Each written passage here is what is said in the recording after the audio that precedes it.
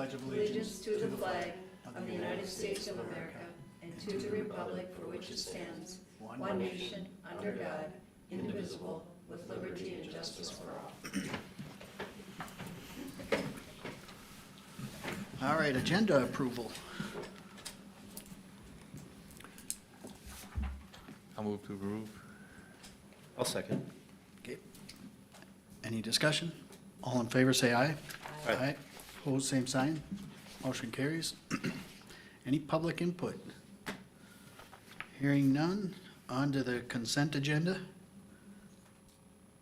So I had a question on the financials. Let me find it here. Because this came up in several spots. It must be after the nothing to reports.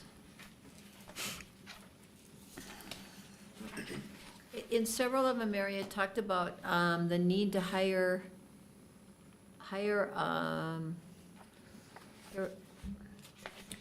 Yes. additional hours needed and then need to hire. So my question was, do they still not have a maintenance person to handle the different properties? No, they have gotten someone in place, but Okay. what they're talking about there is that the budget didn't have it in for 2024. Yep. And that's why there's a budget variance. So Yeah, that was okay. that was the explanation, not that they haven't Okay. hired somebody, Okay, but that they didn't budget for it early on, and so there's a variance to the budget. okay, Yeah. thank you. That's the only question I had on them. I need a motion to approve the consent agenda. Also moved. I'll second. Any other discussion? All in favor, say aye. Aye. Opposed, same sign. Motion carries. Old business, owner-occupied rehabilitation program. All right, I gotta page through all of this stuff because I still like paper. I did have, after our last meeting, when you did approve the research of talking to Minnesota Housing about their rehabilitation loan program, I connected with them and asked about the program and what changes have been made, and we talked a little bit through about how prepared we were. And one of the questions that they had for us is a consideration about our geography. And if, as an HRA EDA, we would be limited to only the geography of the Hubbard County boundaries, or if we could serve outside of that, or if the Heartland Lakes was the applicant, could we serve outside of the boundaries? I don't have a preference one way or the other, but I did want you to have a discussion about understanding that then we are only going to serve, if we apply under the HRA EDA, we will only serve Hubbard County. And if there are those instances where somebody's over in Wadena County or Cass County or Beltrami County or Becker County, that we would not be able to serve them unless you made some changes to how we would do that. And that's okay, I just wanted to make sure that you were clear about that geography. The only other way around that is if the HLDC is a nonprofit, because we do have a little bit more flexibility for geography, that we could serve outside of that area. So before I submitted the application, I wanted to chat with you about which way you're more comfortable with proceeding. Well, what was their concern then? They want it to be broader? They would like it to be broader than just the county? Yeah, they would Yeah. like it, and it's really because they have very few administrators around the state. The one who covers most of northwest Minnesota is the HRDC in Bemidji. And when you start getting, down into like Wadena, it's quite a trip for either the applicants or the staff to go back and forth, or even Becker County. So it becomes a little bit more prohibitive for those folks to get services. And again, so if we're just over the boundaries, then it's more difficult or problematic for those folks. although they aren't residents of Hubbard County. So, you know, is that really our concern?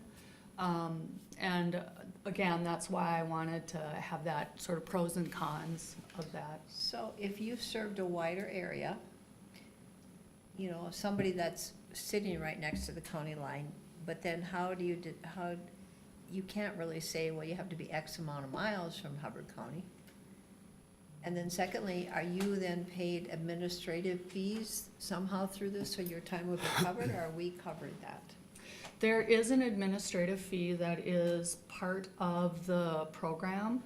Is that 5 or 10%, or? It is a set dollar amount of, I believe it's $3,500. So. Per year? Per file.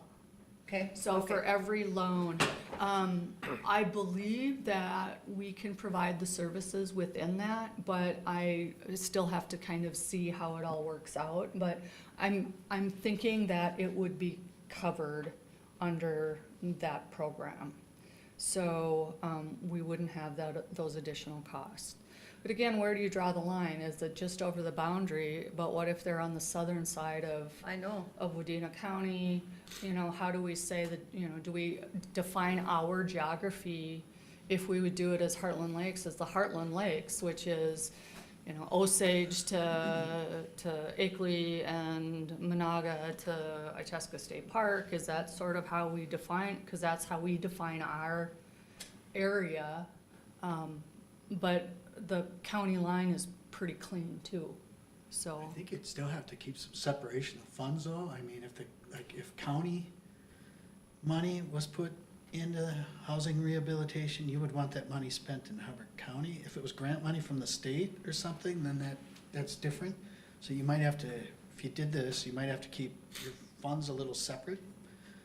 Those dollars separate, so you know what monies can be used where. And we would have to do that anyway. So one of the things that we're gonna talk about is the software in a little bit that will help us sort of manage all of the different sources. But we would have to keep track of all of the funds that we would get in over time, and then where they're allowable to be used and where they're not. Because I could see if it's difficult for like Wadena County or part of Becker County, maybe they'd use some of their housing trust fund money and fund some of it. Potentially, you know, that is an opportunity that they could. Something you could ask. You know, Yeah. and Becker County, I know, I've had a few conversations with their HRA EDA director. Corey is his name, I believe. And they're sort of looking for ideas from us as well on things that they can do. So I think that there's some potential that if we formulate programs that they could emulate them or help participate in them. But, you know, again, I don't know that that's where our mind should be going. It's really about making sure that Hubbard County residents get the best services and opportunity to access owner-occupied rehab. So, and there are a few folks who live just over the line, and so I don't have a preference one way or the What other. your thoughts are on that?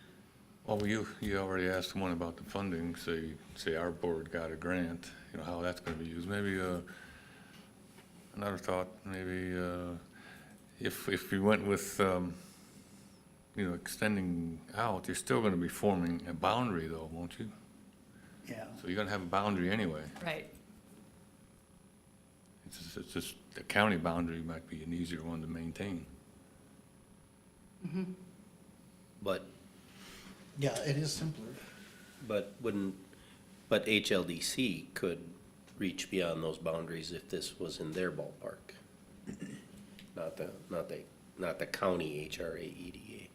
right, So and there's definitely a benefit to that. there, you know, and there is, and the state would prefer only one application, so we're not gonna do two. We'll just do one, just because then it becomes an administrative nightmare about who's doing what, when, and how.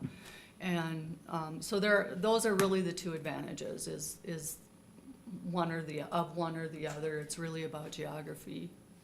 Well, I guess I see all of these kind of being wrapped together in a decision because there's gonna be additional financial needs for inspections and for record-keeping software where, is the county sponsoring all those things, or is that something that can be built into the program through, if it went through HLDC, that those costs would be incorporated into that, not coming out of any dollars that the county contributes? Yeah, so, the inspections, typically, the inspections would be covered out of, now that we're only talking about the Minnesota Housing RLP program at this point.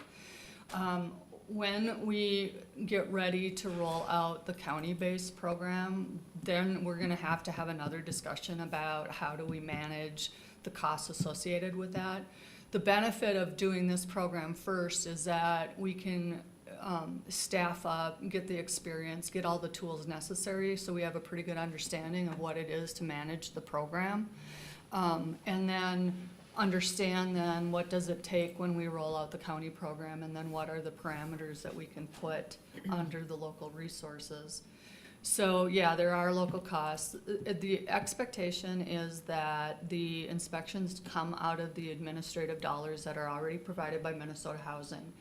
The inspector that I would likely use early on has already indicated that he gets $800 per project. So, that's what it is. That does not incorporate the lead inspections. There's another guy that does the lead inspections. And right now, he typically borrows the machine that is located at the HRDC, which I think that we can probably work out an agreement. And right now, I don't know how many houses are going to fit into that 1972 thing. So it's a little bit more concerning and challenging for lead, but at the same time, because there's more sort of hoops to get the machine and all of those kinds of things, but I don't know yet how big of a deal it's gonna be. You know, if we don't get any requests that houses are required to have the inspection, then it's not that big of a deal. If we have a bunch of houses that are pre-72, well, then it could become an issue if we can't quite figure that process out. And I think that the lead inspection is relatively about the same. So it's over and above. So it would be, you know, 1,600 if you had to do both inspections. And then that doesn't leave a whole lot left for then the regular admin. So that's part of it. And then you're right about the record-keeping software. The one benefit about the software that I would recommend is that it includes a loan tracking component. So right now, the HRA has a software called Down Home. You just renewed it a couple months ago, I believe, and it's $3,800 a year. By moving to this software, we could eliminate that software because we can transfer all of our existing loan things into a new software that would include, because all of the loans, with the exception of Merle, are all related to either down payment assistance or your owner-occupied program. So it would fit nicely within the new software and the parameters. And so we'd sort of break even. The two costs of the software are about the same, and we'd get a lot more benefit from the new software. So. Can we get out of that contract, or do we have to? The down home software, I have to look at what the requirements are for the contract. I believe it's probably a 30 or 60 or 90 day notice to get out of it. The program, again, I haven't gotten all of the paperwork, so I don't know exactly what the new software, if they have a certain time period that you have to sign on for. So back to structurally what this looks like then, because you said Minnesota Housing expressed concern that the HREDA is limited to serving only Hubbard County. Could they decline us if they didn't like that, or what? How's this work? They could, but I don't expect them to. I had a really good conversation with that staff person, and I think that they're interested in attracting additional administrators. So I think if they have an interested administrator, that they'll take them on as long as we're qualified, and we are. So I don't think they'd say no. I think that they would be happier if, Okay, so then my next question or point would be then, the way we're structured right now with the HRA EDA is HLDC is basically doing the management and the work. I guess it wouldn't really make a difference the way we're structured now if HLDC had was the administrator. Yeah. But it would afford you the opportunity to go outside the county if you chose to. If we do it the other way, it's still HLDC, well, Mary, Yeah, running the program, and we're gonna be restricted to the Boundaries. borders. So then that would become a decision of the HLDC board. Yes, The if we boundaries. chose to want to, push that ball to their court, then HLDC would have to bring it up at their meeting on whether they would want to do. I don't perceive why they wouldn't want to do that. I could see, again, you just keep two separate funds, making sure you keep track of Hubbard County taxpayer funded portion and then state grant for stuff, so you know which pool can go where. And then this entity could just choose to work as kind of a subsidiary grant push to HLDC for the housing program. and, and as a result of this and your support of that, it really means that households in this community, a bigger C, because it might go a little bit beyond, it's still a result of your work that people are getting access to this program, because without the HRA EDA really taking the bull by the horns on even initiating the Minnesota housing, it wouldn't be happening. So it really is the auspices of this organization that is making this happen. So I care less about whose name is actually on the administrative agreement. It's really the result of the HRA EDA that is interested in creating this program. And so that's where the kudos lie for it, Yeah. so. I just think too, if we did do it where HLDC was the administrator, there is a possibility that you could get some support from Becker or Wadena County, a portion of their housing trust money that they might want to put into owner occupied rehab, but we'd have to define the area we were willing to work in, so they would know. And we can always create, especially like with some of those outside of the Hubbard County, different fee structures. So if Becker County would choose to participate, we can say yes, however, it's gonna cost X for you to get that service, instead of what it is for us. sort of an administrative upcharge. Right, so to say. exactly. So yeah, I guess we have to decide how we'd want to do that, so you apply appropriately and what he thinks. So having HRA or HLDC be the administrator does not necessarily mean we're gonna spend Hubbard County Housing Trust funds on projects outside of Hubbard County.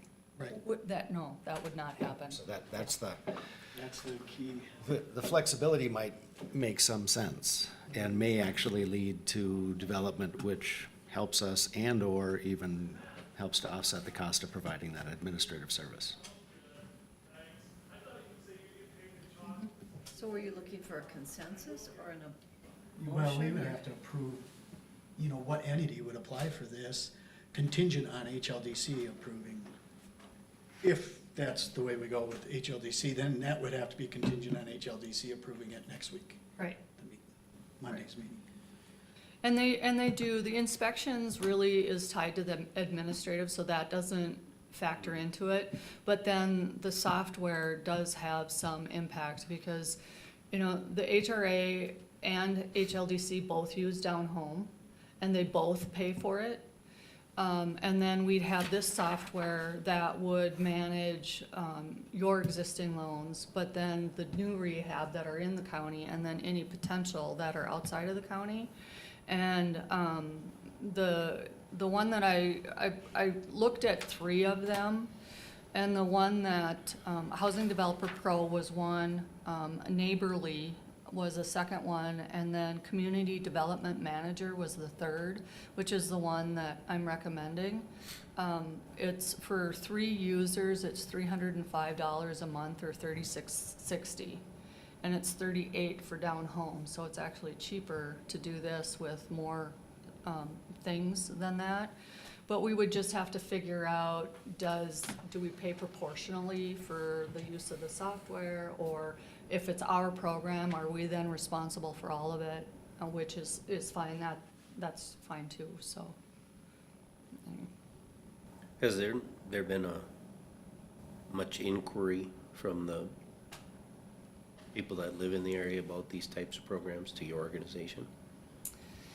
Every so often we get them, but when you don't advertise or make it known that it's available, people don't ask. So a perfect example, which I was gonna talk about later, is the Main Street program. We have people coming out of the woodwork about that potential grant because now they know about it, and we've spread the word far and wide. And so we've been telling people that it's available. Right now, we aren't really telling anybody that it's available. So we do have, there's a group that's called the Hard Hat Ministries. They operate out of the Calvary Lutheran Church.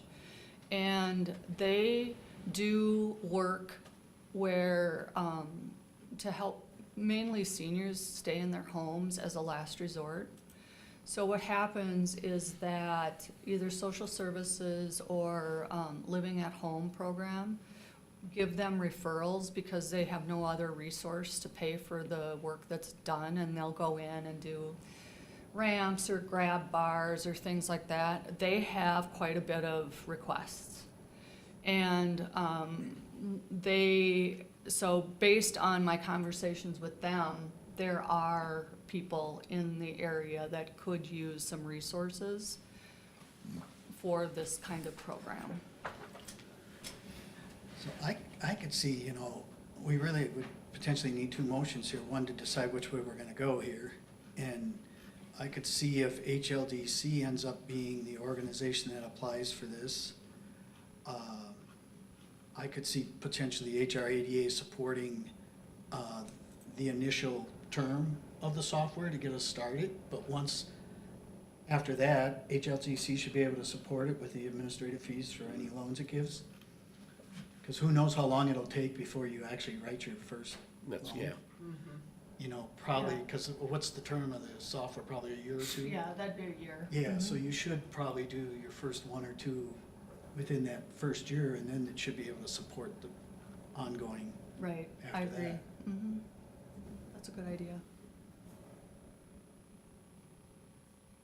So you could do 1 or 2 motions. You could move to have HLDC apply for it, or just have the HRA EDA apply for it. That would be the first motion, and the second motion could be regarding the software. So I'm gonna move that the HLDC applies for it. I'll second that. Any other discussion, and of course, it would have to be Contingent contingent on on the board, HLDC right. approval. Correct. Do we need to put wording in there if it doesn't pass the HLDC board, then that it'll be applied for under HRA? You could make that part of your motion. Okay, I'll do that. Do you accept that, Tom, or Steve? I accept that. Okay, any other discussion? All in favor, say aye. Aye. Opposed, same sign. Oh, Motion carries. And then You're opposed? you're opposed? So would you rather the HRA applied?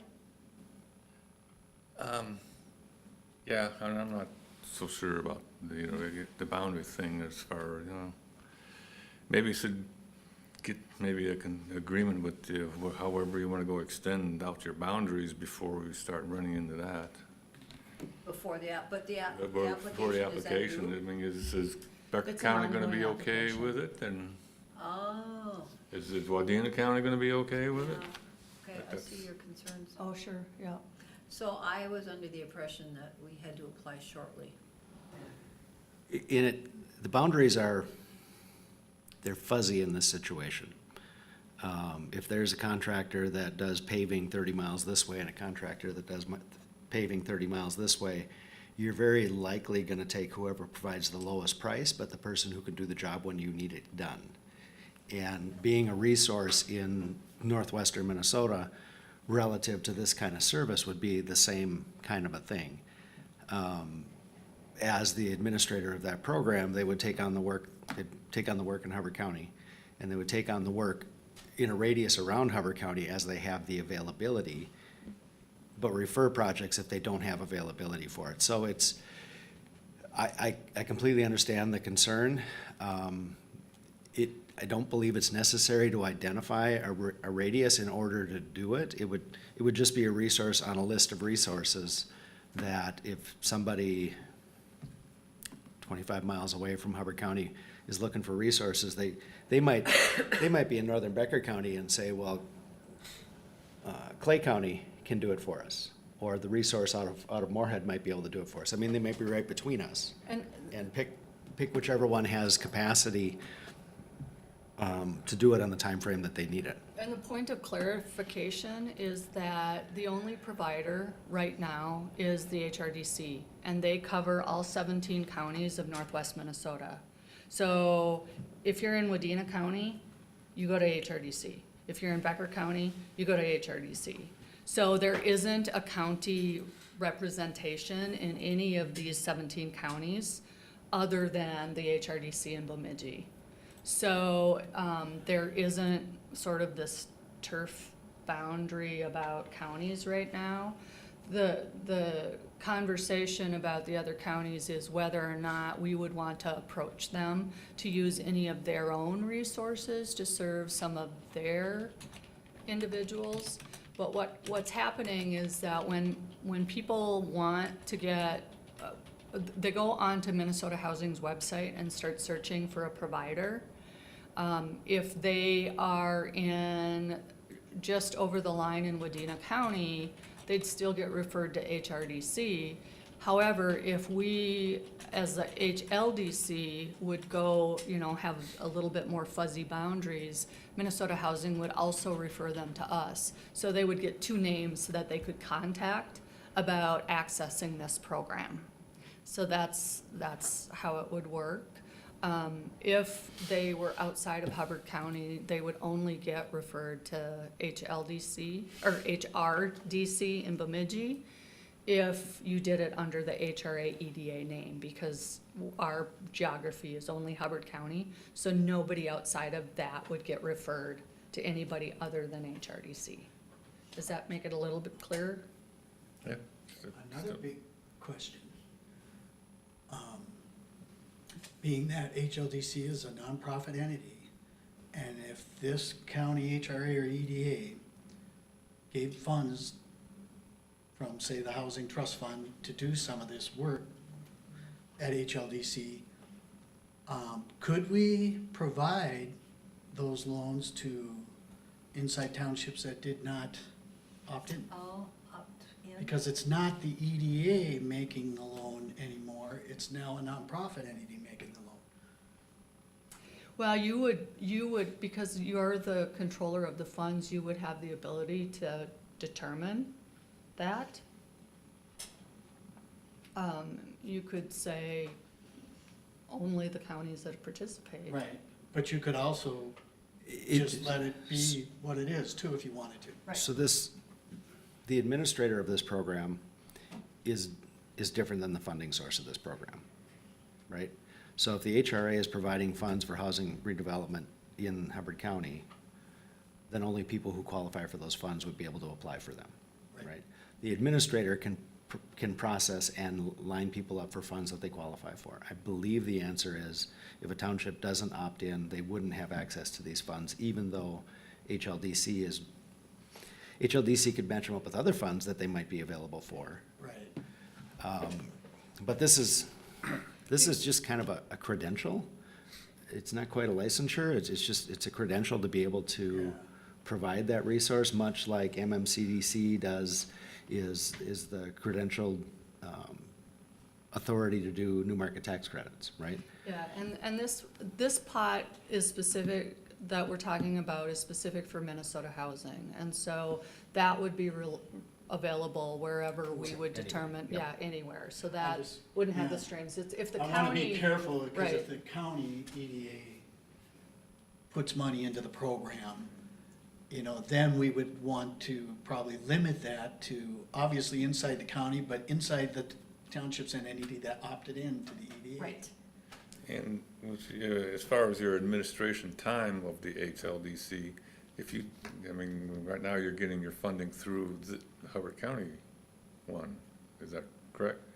But if you have a time spent on a project outside of the county, will they pay that difference in, your administrative time? So what will happen is work that, we have the ability within our own software to book where our time goes.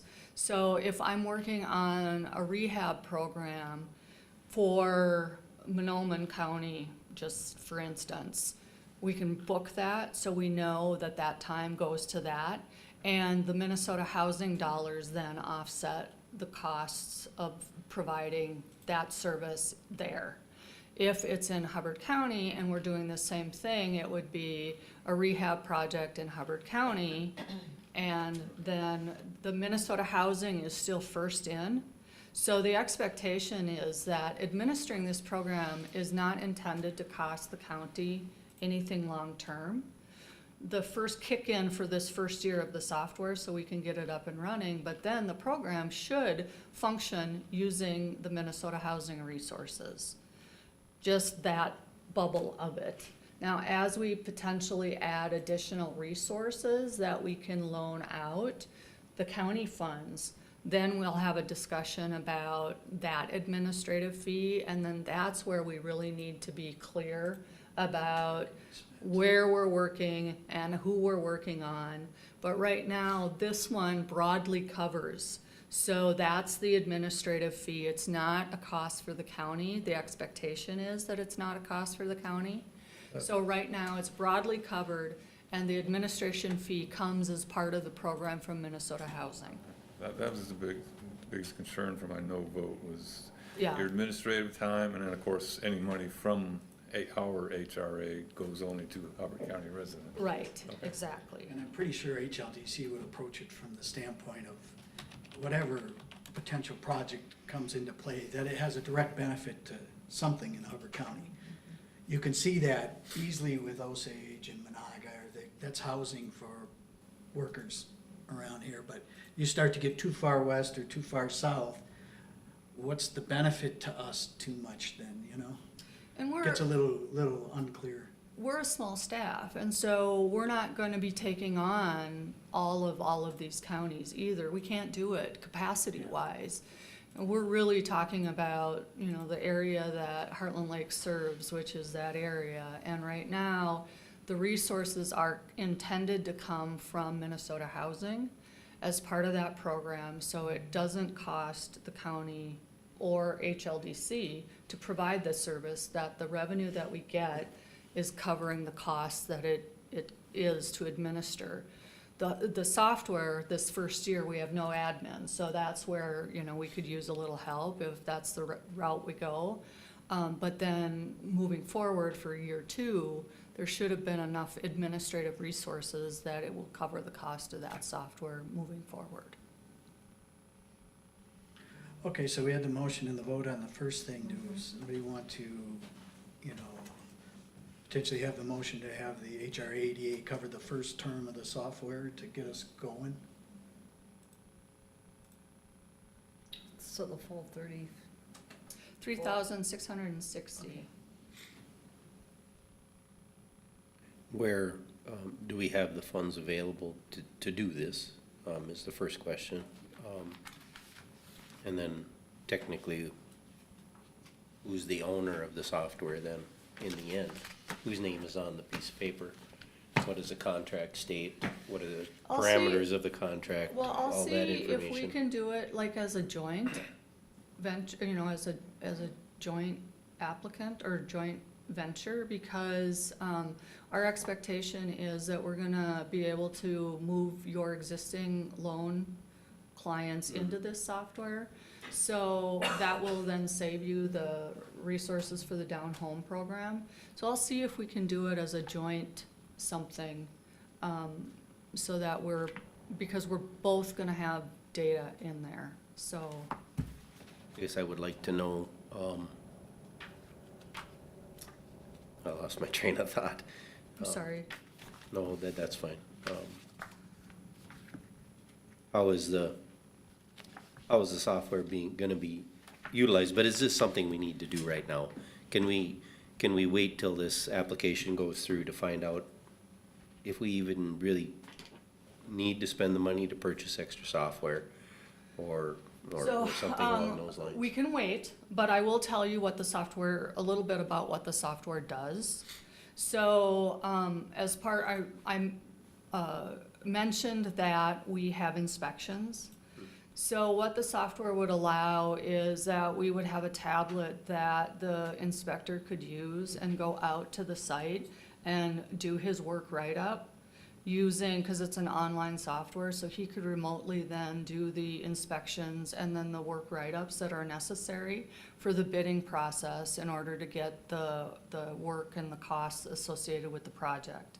The software will also then keep track of all of the funding sources that are going in to cover the cost. So let's say a project is $20,000, just as a for instance, and the software, and the program is gonna be covered partially by Minnesota Housing, their RLP, and partially by Minnesota Housing ELP.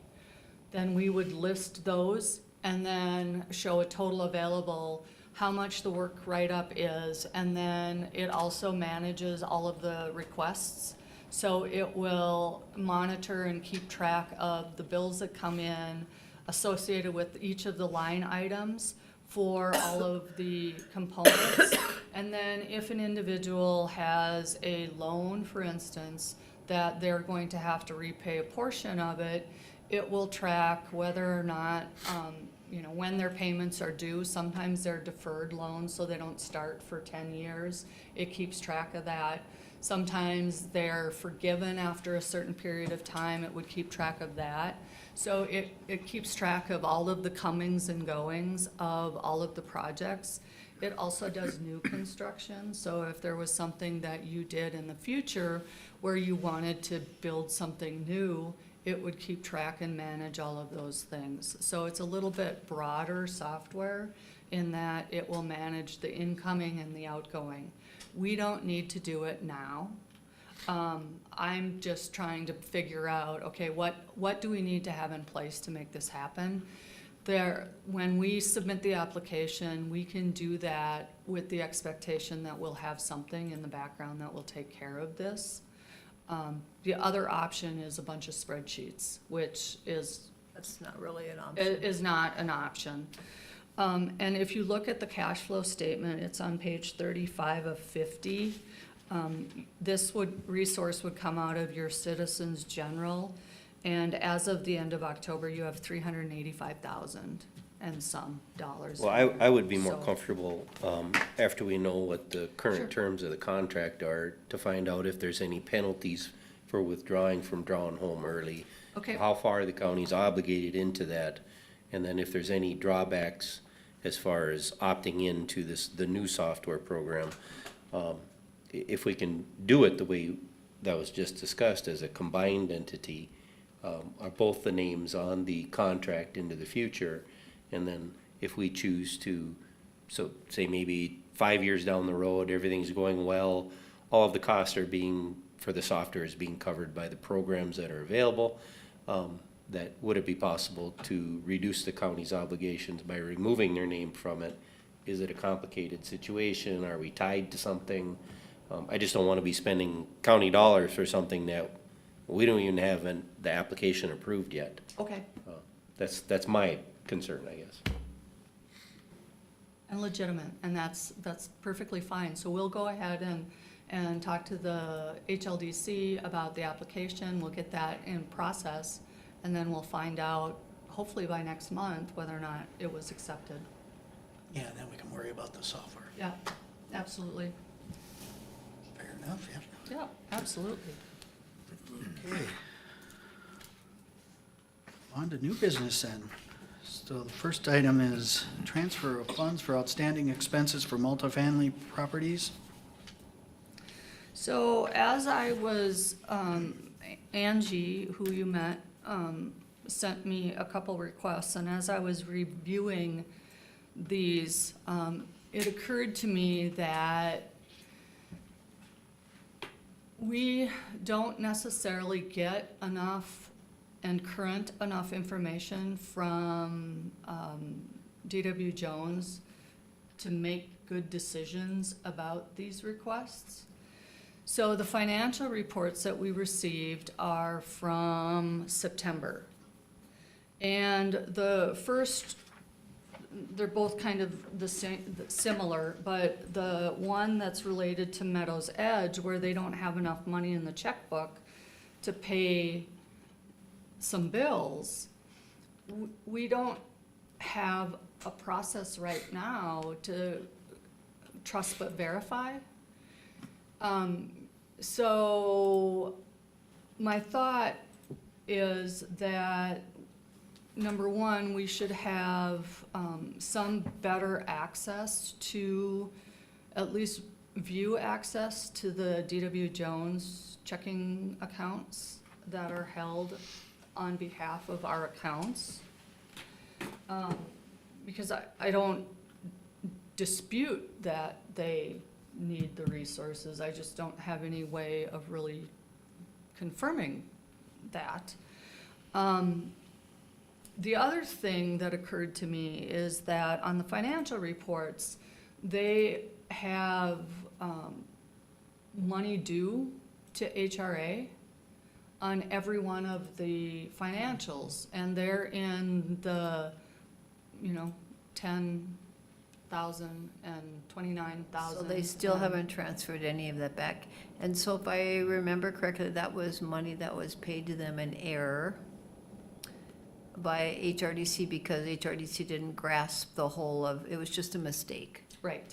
And So the point is that, well, maybe you should use the money that you owe us to pay the bills, especially when it's your management fees. Well, I would prefer that they would pay it back to Yes. us, so we would have a paper trail that that's paid back. Yes. And then we would turn around and pay them instead of just allowing them to take money out of. No, I agree with Shar, definitely. So that was the two things, and so I don't necessarily dispute that the actual checking account is low right this minute.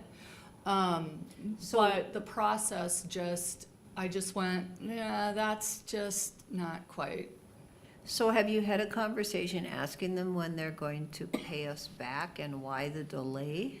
I have not. I've been just really spending, the last couple months now that we've been getting financials, I've been spending a lot of time looking at them just to get a better sense of what's going on. One thing I did notice is that Meadowview and Meadows Edge are identical buildings. Yes, and why are they not, they don't match though in what they're worth. I noticed that too. No, well, first, the construction of the two buildings was different, and so it was much more expensive for Edge to be Okay, so that was, constructed. okay. So it was 1.7 million, Yep. or 1.6 for the first one and 2.3 for the Yep. second one, and that was because it was different years. Okay, But from the operational standpoint, they're relatively identical buildings, and so I was just looking at the net income going, it's $12,000 different. Why is that? It shouldn't be that. And so one of the things I found is that there's a bad debt on Meadows Edge of like $10,000. Okay, well, what was that for? Probably a building or a apartment that was damaged beyond, and they couldn't recoup the funds. But again, it's these things now that I'm getting into and really being able to take a look at these financials but they're from September. And now we're talking about bills in November, so how do I have a way of looking? Because in September, there was a balance of 15,000 in the checkbook. Well, clearly a lot has happened, but why are you low? Because you should have gotten October rents and taxes were due, but you've been accruing the taxes. So how come you went from 15,000 to negative or to 600? And again, it's not that I'm laying blame, I just can't Answers. verify what's going on. And so, it really did highlight that we do need to have another mechanism in here when there are requests, so that we can be more diligent and more on top of things if there's really significant changes. Because clearly, from 15,000 to not being able to pay a $5,000 bill in 45 days is a big deal. So, again, I don't dispute that it's not accurate, I just don't have any way of confirming, trust but verify. So, one of the things I would like to do is request that they provide us view access to all of the bank accounts, so that, you know, I can sort of see what's been happening with the accounts and see, oh, it was October, or no, they didn't collect the rents, or whatever those kinds of things are. And then also, I think that they need to pay the HRA back the money that they owe. Yes. So. In a timely manner, because essentially, because it was paid in air, they're using our money. So those are two things that I would, as it relates to this, So what do you want us to do, just informational, or? well, I think that it would be stronger if you would make a motion that would direct them to provide us view access to the account, and that you're formally requesting the return of the money that they owe. I mean, I would. Also move that. I'll second. Any other discussion? Is that view access is a pretty common thing, I'm assuming? It should, yeah. Shouldn't be an issue. It shouldn't be an issue. Those accounts are supposed to be, they're held in trust for you. You're the owner of those accounts, so How it does it shouldn't work be a with problem. Heritage, Jeff? Do we have view access? Does Kay have view access of? I don't believe so. Well, no, she does, because they actually operate out of one of our accounts. Yes. So they have direct access to it. They have an account that has, that Heritage uses as a checkbook. They deposit into it, they write checks out of it. Yep. So Kay sees that every She day. sees every transaction Yep. that goes in and out. See, and, I mean, that was a discussion at the old HRA board too, is like, why is that account not our account instead of DW Jones' account? Yeah, And technically, it is our account, it is, but because it's your DW money. Jones is And- managing it. Yeah, Well, Then we by the should have- contract, it's not our account. yeah. Well, it's not our account, let's see, it's not our account that we can't go in and do stuff to it, but it's the HRA EDA money. The money in the The account account is is, in their name.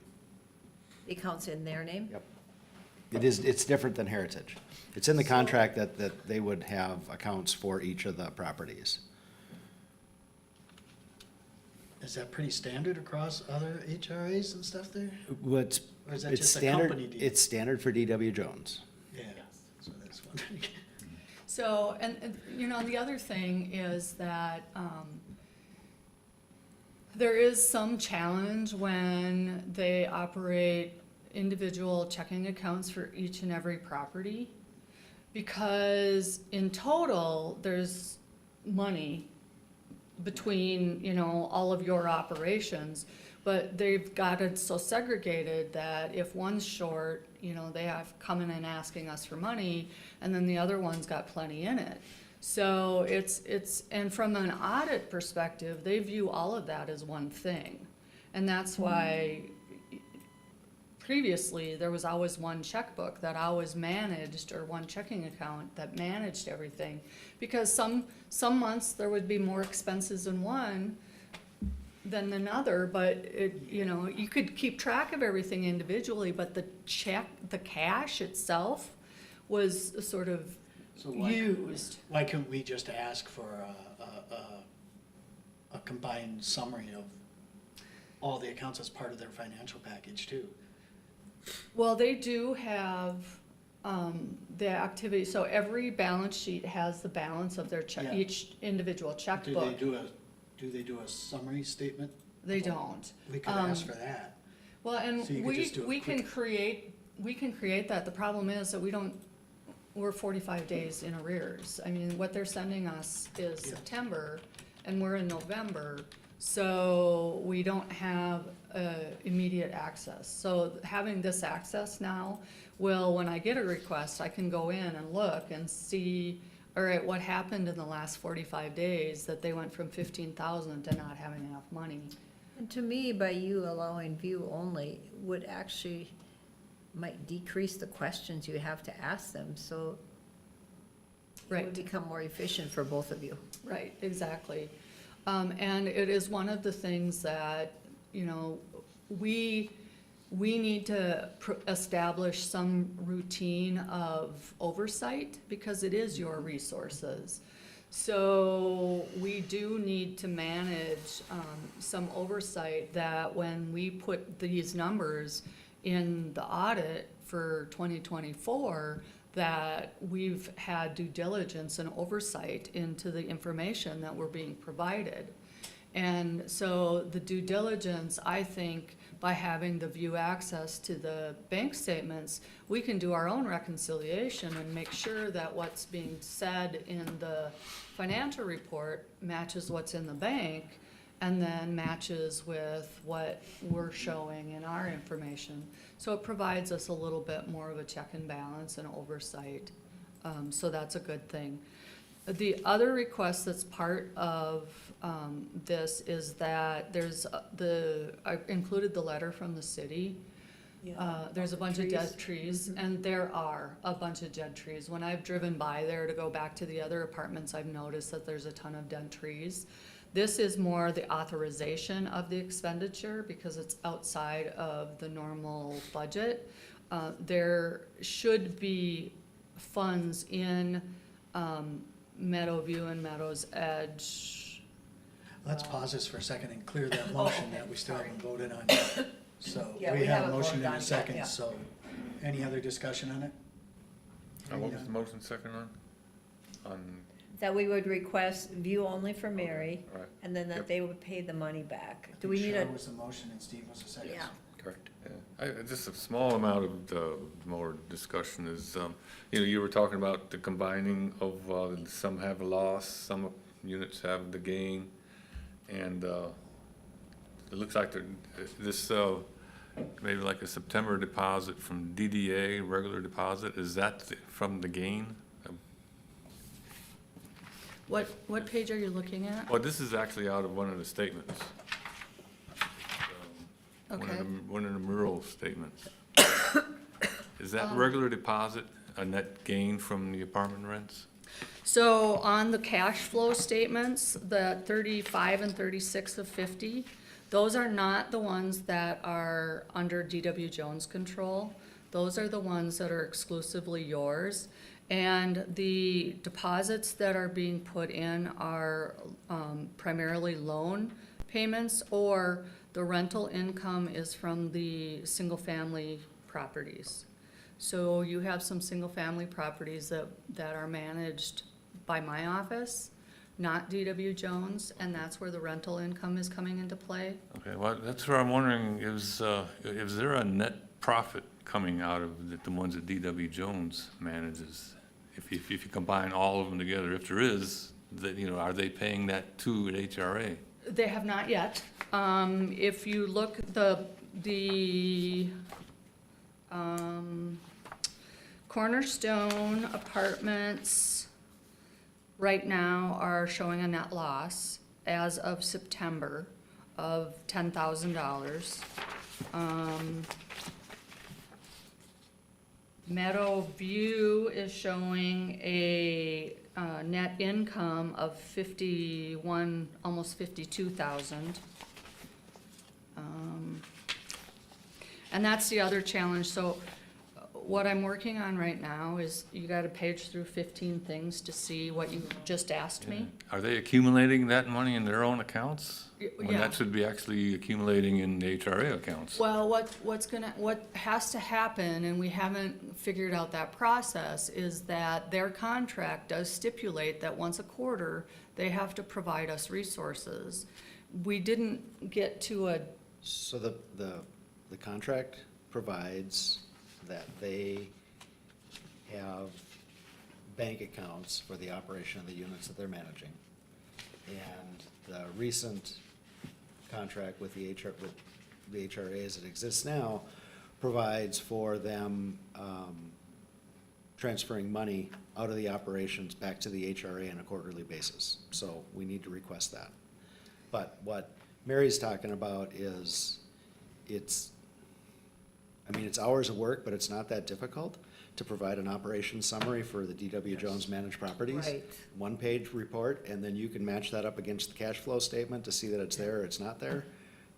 But DDA on that Merle account is a direct deposit authorization. That's money coming from someplace else into a completely separate account. But I was wondering, am I seeing anything coming from DW Jones as a net income? Okay, well then, that's no, something to look not at. yet.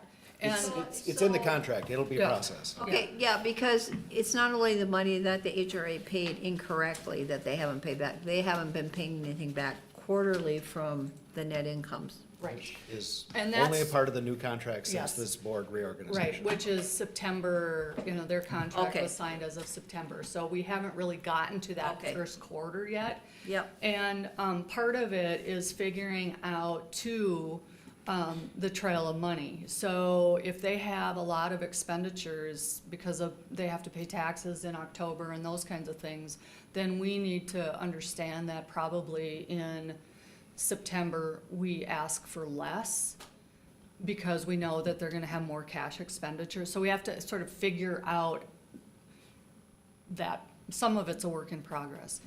I do have finally figured out a way that we can import the information that we're getting from them into our accounting system. So you will be able to get a one-page thing that will show you what they've got going on one page instead of flipping through 10. Yeah. So that's, I'm hoping that that's ready at our next meeting. So that will get a little bit further into less paper and more overall understanding in a much quicker fashion. I'm assuming their financial statements are cash basis, not accrual. No, they're accrual. Okay, so that'll be a difference maker too. You have to look at the accounts receivable and stuff in order to balance it out. Well, and they accrue, interest, or the taxes and insurance every month, but they have to pay them in October and in May. Yeah. So, again, so the cash, we have to be cognizant of two things. We have to be cognizant of the cash, and then we have to be cognizant of the expenses. And so that's why it's not just as simple as transferring money back and forth. We have to understand that there's a difference between cash and expenses under the cash and accrual basis, so that we're not having a bunch of requests about, oh, we can't pay our bills this month, so you have to give us money back. Like, you can't just look at the profit on the financial statements. and Right. Then look at the cash accounts. It's not gonna jive. Right. Because if there's accounts receivable because somebody's not paying on time, you Yeah. gotta reconcile all that to make it match. Yeah, and so as we're now getting better statements or more accurate, that's why I've been really combing these statements to get a really much better understanding about what's going on. We'll be able to institutionalize or institute some of these processes to get us better and get us more efficient and get us where we need to be So over again, time. we still have a motion Yeah, on the we table. do. and a We second still For view access and what else was the? and for DW Jones to pay back what was Yeah. inadvertently What they owe us, paid yeah. to them. Yeah.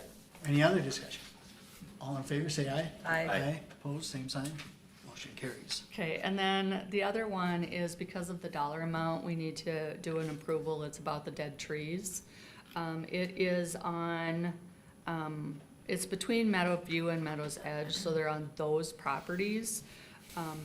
My expectation is that they will have sufficient resources to pay it, but we do have to, I told. It's a non-budgeted expense. It's a non-budgeted expense. I told them to schedule it but make it after this meeting, so if you say no, I can have her cancel it, but, we really do need to take care of the trees. Yeah, otherwise the city will charge us to Right. take care of it for Yes. us. Yes. Is there anything, with the requirement, so to say, of replacing those trees with anything? There's nothing stated in, okay. No. They were just placed there as a Well, amenity or they screening? were already there when the HRA acquired the property. So the fact that they're dead is not your responsibility other than, because they were already there. I didn't know if they were plantings that were, Yeah, no. that were placed due to the construction or whatever, as screening. They were outside of the construction. So we need a motion to authorize the removal of the trees. I'll move. I'll second. Other discussion? All in favor say aye. Aye. Aye. Opposed, same sign. Motion carries. And on to director's report then. So I just have a couple things that I wanted to highlight over and above what the just brief report that I had. And one is that, as I alluded to, Main Street, which is the economic, DEED has a program that's called the Main Street Economic Development Revitalization Program, which is available for businesses that were impacted by some key events in commercial corridors within the county. We were successful in getting funding in the first 2 rounds, and now they've opened up a 3rd round. We have businesses that applied in the first round, but we were out of funds. So we've got about 22 businesses that have already expressed interest in receiving these funds. The application is due this week, so we're submitting that, requesting all of the money that we have gotten requests for.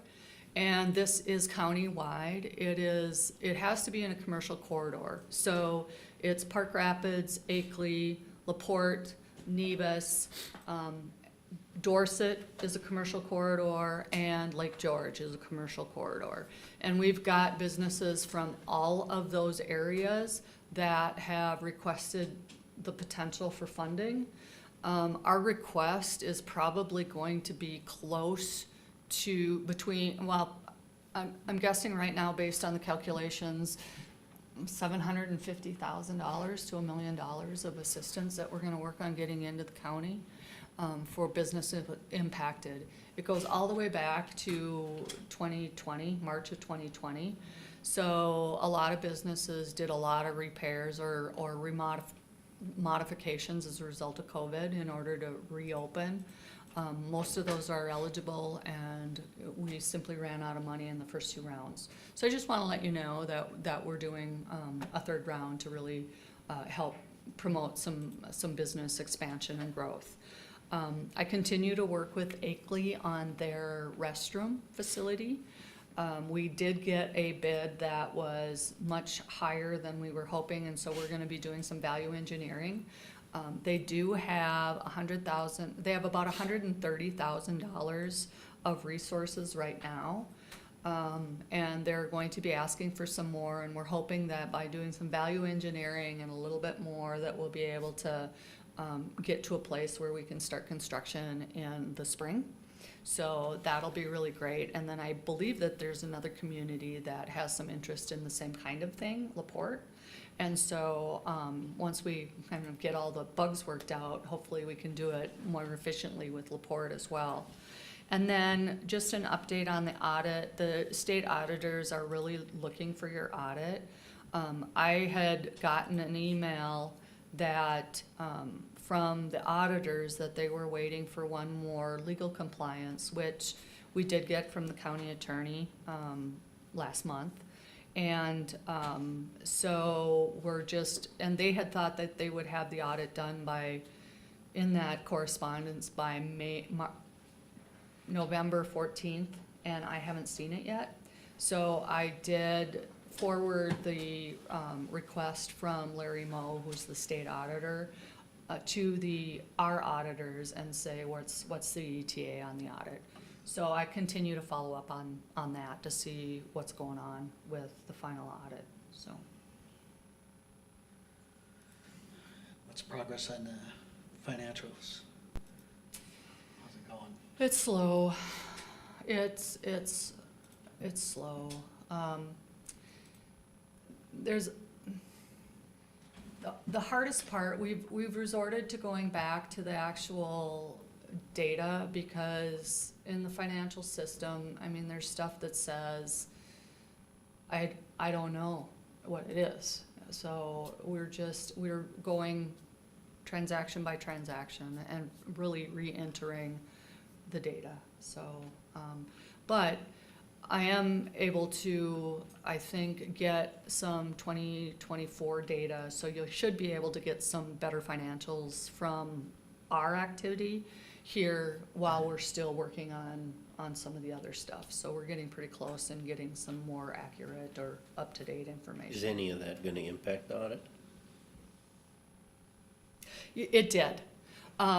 It did your 2023 audit. I have not seen any draft, but Josh, the lead auditor, did indicate that there will be multiple findings as a result. So, our goal is that, when they come to do the 2024 audit, that all of those issues have been resolved and we can find that all of the findings are resolved. So, Usually What don't, about that?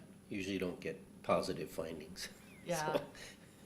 So- You know, I, Sometimes it's really hard to resolve them in 1 year. well, it is, but I think that, having significant changes in the process are gonna, the one we may not be able to get rid of is the limited staffing one. We do have enough bodies that we might be able to do that. That might take us a couple years to get all of the pieces outside of that. But the big ones are, all of the double payments, because they were not verifying what was going on with DW Jones at all. So that's why everything was getting double paid, is because they weren't paying attention to the financials. So we've already taken steps to resolve that. And how are we going to then verify and have due diligence over the DW Jones financials, so we aren't double paying things? So some of those kinds of things our processes are already in place, or we're creating those processes and we'll have them in place.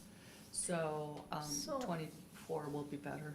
I remember, when the county went through that debacle with the auditor, the last firm before we hired the state, that actually affected our credit rating. If the HRA EDA Board decided to purchase something hypothetically, would this audit thing have any bearing on our credit rating or our inability to borrow money? Potentially, but not likely. Yeah. Okay, because it's just a 1 year.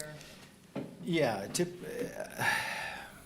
it's not likely that the HRA or EDA are gonna be bonding for anything, and the credit rating Right. primarily, it affects that. Okay, We're looking more at funding through grant opportunities and match opportunities through the Housing Trust Fund, which would be money coming from the county to do that. So I don't think that there's gonna be an issue with that.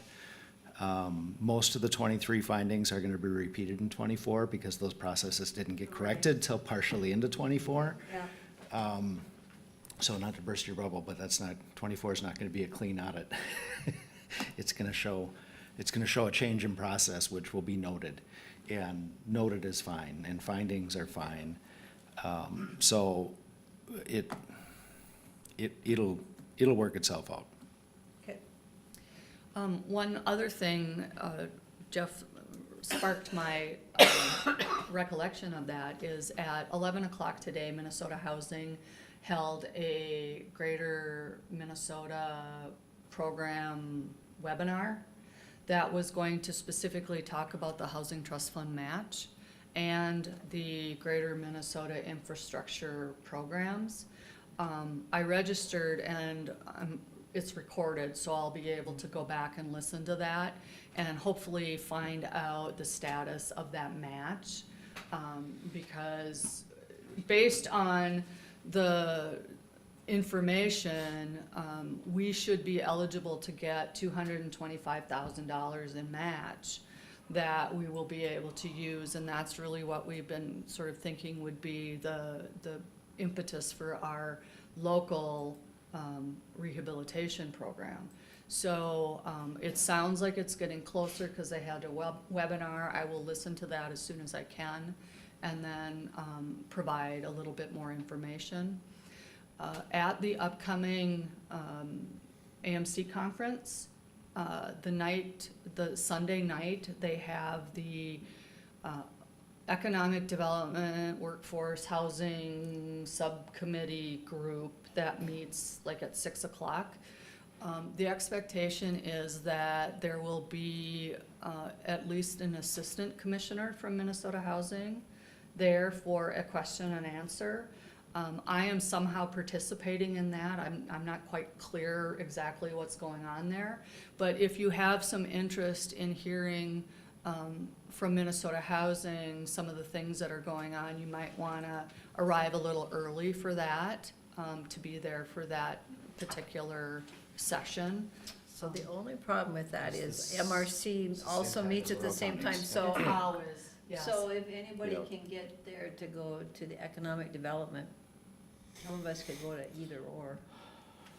But I just want to put it on your radar, Okay, so. because I'll If be you at go to MRC. MRC, I'll Yeah. try and go to the other one. Yeah, and I'm on that subcommittee for AMC, and so I'm normally there anyway, but I was contacted by, the Kate, whatever her name is, from AMC about meeting directly with Minnesota Housing about, some of their programs. So, now they want to be able to have commissioners involved in that conversation, so they're looking at doing it that night. So, put that on your radar as well if you're going to the conference, so. Yeah, AMC starts at 6, and the conference is at 5 to 6 for the economic development, so there might be, Oh, is Ability. it at 5 o'clock? Oh, I Yeah. thought Might have MRC, pushed it up. Oh, okay. yeah, this schedule says 5 PM okay. to 6 PM workforce economic development housing, Oh, that's 6 perfect. PM MRC. Yeah. Oh, that That's a will be better time. perfect. Yeah. And they're both on the So- second floor. Okay, so might be perfect. just transfer to rooms, so Right, all right. might be able Wonderful, to thank hit you. both, Yeah, at least for a certain amount of time.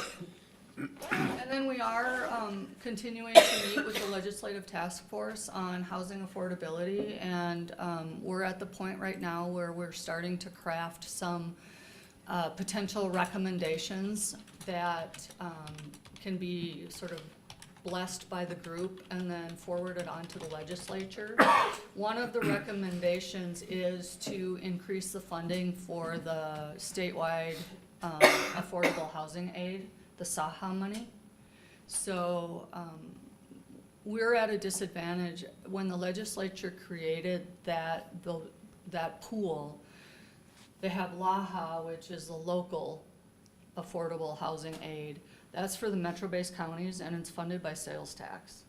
So those jurisdictions within that metro area have a amazing ongoing resource for housing, affordable housing, to the millions and millions of dollars. The statewide, who is everybody else, we ended up at a county basis of getting, about $100,000 each. So it's extremely disproportionate on how those two areas are being treated with a renewable or ongoing resource. So the recommendation is that they find a way to make it more equitable so that there's more resources for greater Minnesota The pool is great because we have local control of it. The challenge is there's just really not enough to do anything meaningful when it's about $100,000. So that's one of the biggest recommendations that is coming out of the group that I'm working in, so. That's all I have for my director's Anybody report. else have any questions for Mary?